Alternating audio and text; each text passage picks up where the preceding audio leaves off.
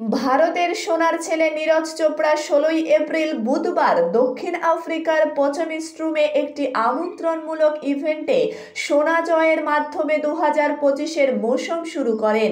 এর আগে দুইবার অলিম্পিকে পদক জিতেছেন তিনি।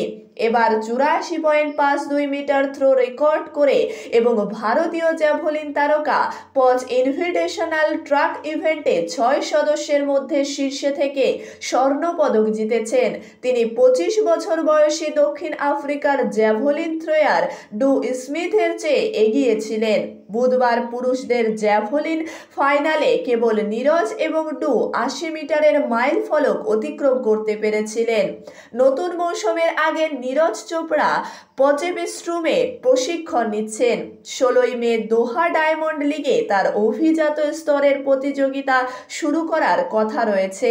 সংবাদ মাধ্যমে খবর, নীরজ চোপড়া তার দীর্ঘদিনের কোচ কাউস বাটরনিয়েটজের সাথে সম্পর্ক ছিন্ন করেন এবং ২০২৫-এর মৌসুমের আগে কিংবদন্তি জান এলেজনের সাথে কাজ শুরু করেন।